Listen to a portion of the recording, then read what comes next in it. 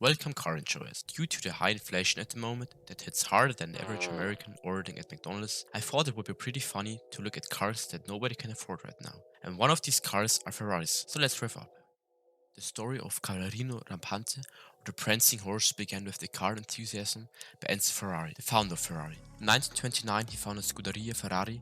It was a racing team under management of Alfa Romeo. They actually were pretty successful, not like right now in Formula 1, because they hire magicians as the strategists that make the working strategies disappear. After some financial issues of Alfa Romeo and the bombing of the factory in World War II, Ferrari was rebuilt and established in 1947. One fun fact is that Ferrari was the boy toy of Fiat until 2016, and Fiat built some very weird cars like the Fiat Multipla. That's probably the ugliest car you can imagine, except maybe for the BMW These Nuts. The first Ferrari I want to present that is very appealing is the Ferrari F40. It was built for the 40-year anniversary of Ferrari in 1987. It is probably one of the most iconic sports cars ever produced. The F40 has a mid-mounted turbocharged 2.9-liter V8 that made around 471 horsepower and 426 pound-feet of torque.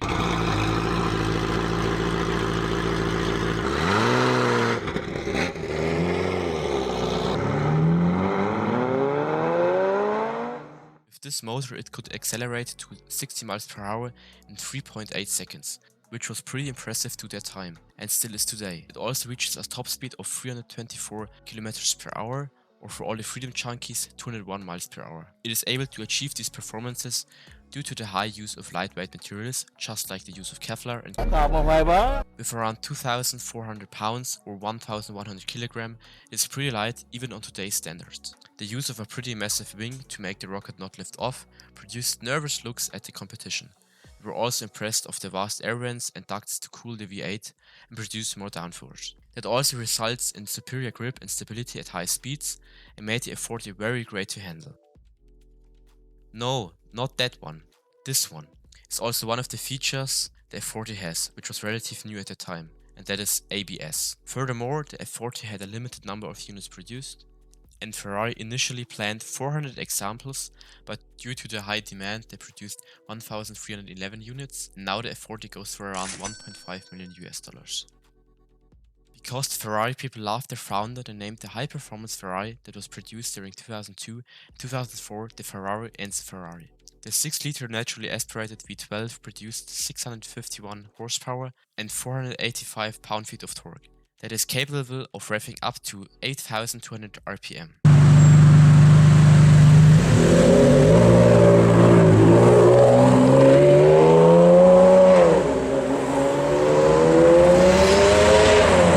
Was mid-mounted and could achieve incredible performance like accelerating from 0 to 60 miles per hour in 3.3 seconds and having a top speed of 218 miles per hour or 350 kilometers per hour. The beast was able to achieve this kind of performance also due to the expansion power to weight ratio and aerodynamics. It only weighs around 3,000 pounds or 1,365 kilograms. It achieved this due to the use of carbon fiber that has the same place in Italian heart as pasta. You can also see that Ferrari is in the race sport due to the often used features that are inspired by Formula 1. As an example, the Enzo used a pushrod system that was similar used in Formula 1. Also, the gearbox was inspired by Formula 1. It featured a 6-speed electro-hydraulic F1 transmission that generated faster gear shifts than a cat chasing a laser pointer. The Enzo owns a carbon ceramic brake that is a must on this kind of car. If you don't have enough of this kind of performance, there was also the Ferrari FXX, which was lighter and has more race genes. The normal Enzo was produced in 400 units, and the last unit was gifted to the Pope, who sold it to donate the money to people in need. The true reason was probably that he wasn't allowed to drift it in church. Prominent owners of the Enzo were Ralph Lauren, Pharrell Williams and Eric Clapton. And Eric Clapton was caught driving 233 km per hour, 144 miles per hour on a country road. He escaped the punishment by saying there was a BMW behind him with its headlight flashing and wanting to overtake. Ferrari liked their name so much that they doubled their name and gave it to themselves.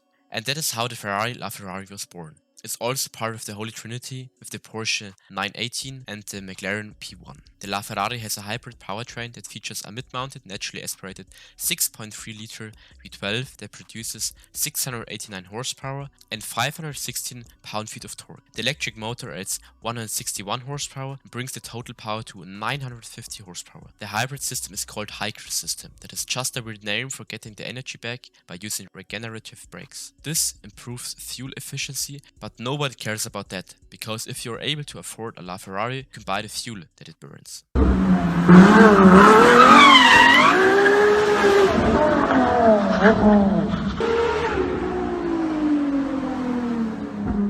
Due to the hybrid system, it achieves incredible performance, with a 0 to 60 miles per hour time of 2.5 seconds and a top speed of 217 miles per hour or 350 kilometers per hour. The LaFerrari incorporates advanced lightweight materials and construction to optimize performance. Most people believe that the LaFerrari doesn't have a rear ring, but it does have one, which is mostly not active, just like the flaps. This active aerodynamics ensure insane grip and stability at high speeds. To bring the awesome power of 950 horsepower on the street, it has leading electronics and driver aid systems. Besides that, there were only 499 units produced, which make it pretty rare and not affordable for a normal working human.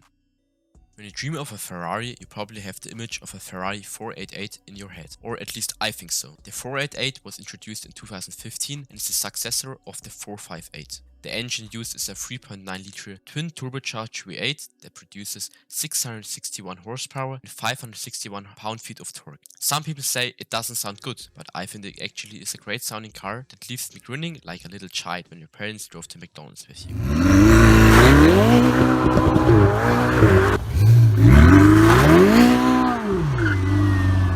Because of the strong V8 and the aerodynamics, the car can accelerate 0 to 60 miles per hour in 2.8 seconds and has a top speed of 205 miles per hour or around 330 kilometers per hour. Like every other Ferrari, they use lightweight materials and construction like an aluminum chassis and body panels. The car uses a dual clutch transmission that is capable of achieving insanely fast shift times. Also, the interior is pretty neat for a Ferrari. They try to intimidate a F1 steering wheel like in all cars they produce. Even though they mostly position the power button on the steering wheel, and for example they also position the horn on, in my opinion, a weird spot, but they probably try to be different.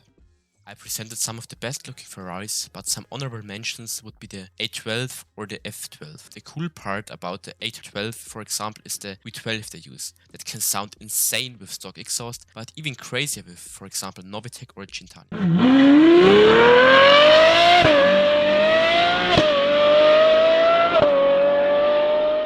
Another pretty nice looking car is the Ferrari 250 GTO. It is pretty cheap with a starting price of only 50 million US dollars. So, if you find some money under your bed, you can buy this masterpiece. If you want that I can buy myself a Ferrari and make it a Ferrari and get a cease and desist letter from Ferrari, then like and subscribe. If you like this video, then you can also watch this one.